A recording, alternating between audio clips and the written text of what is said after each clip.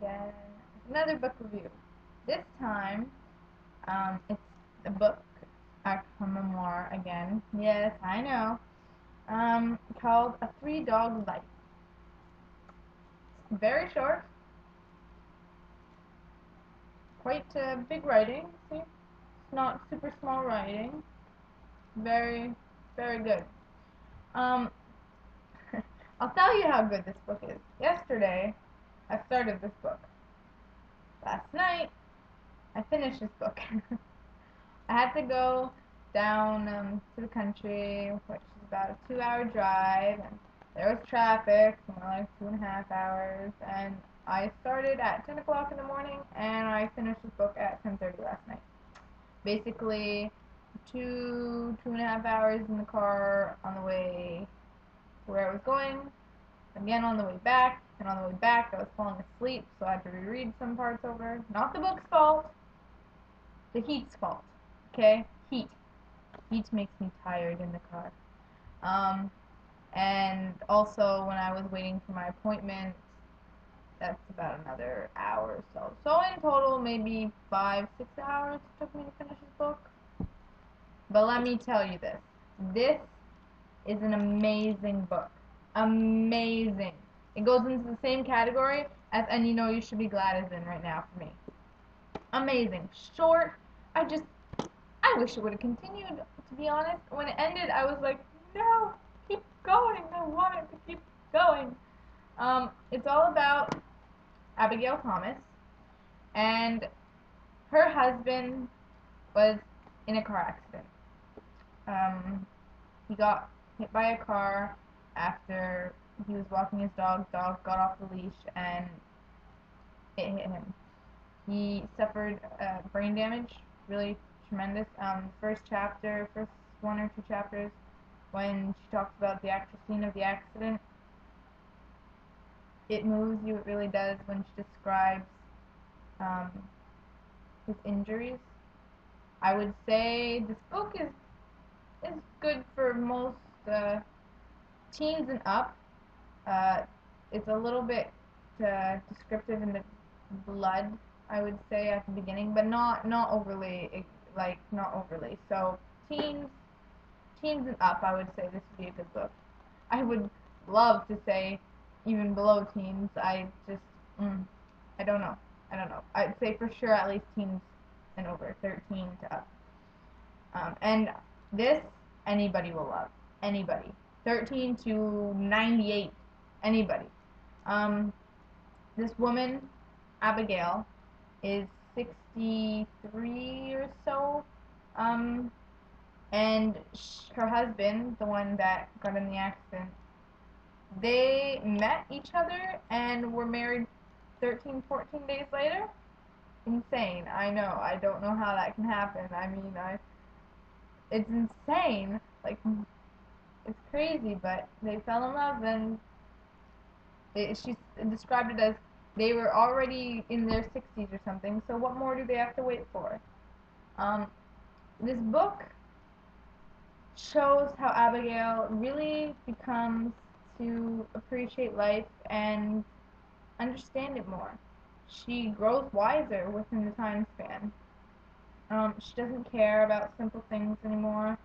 She's not looking to the future or thinking about the past. She's living every day to the present moment because her husband, because of this traumatic thing that has happened to him, uh, he has no memory. He remembers things before the accident, but he has no present memory. So he's living every moment.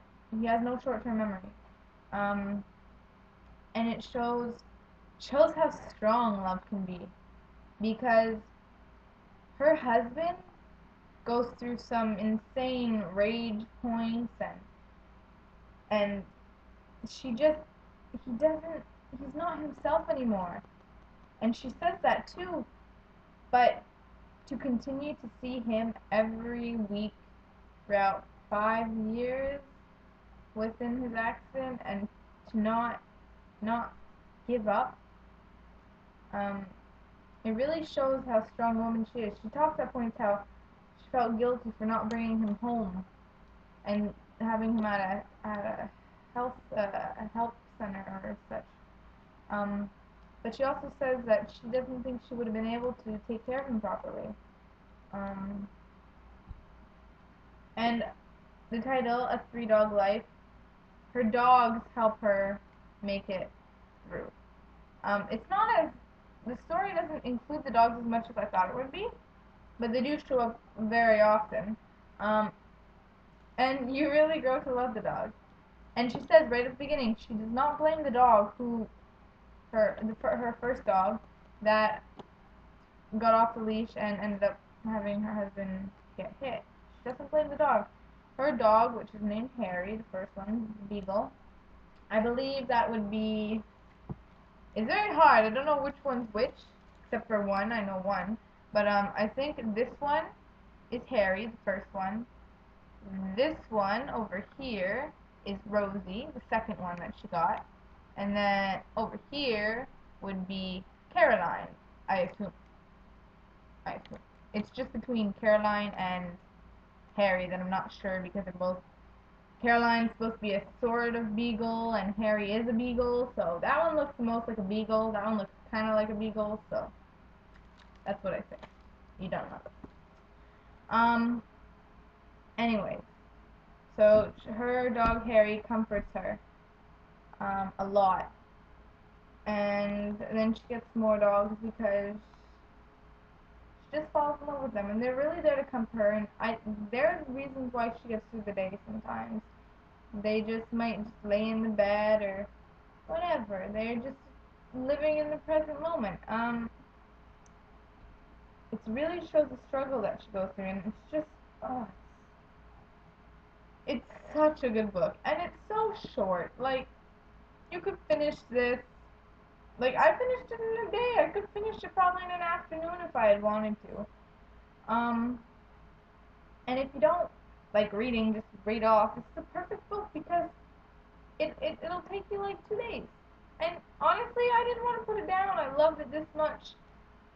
And I would rate it 5 out of 5 stars, definitely. I enjoyed this book immensely. It shows so much how people change throughout the years, how you grow wiser with age, how she explains how when you're young teens, and such, even young adults, you're impatient. You want to get to your future. You want to, see the world, enjoy these type of things.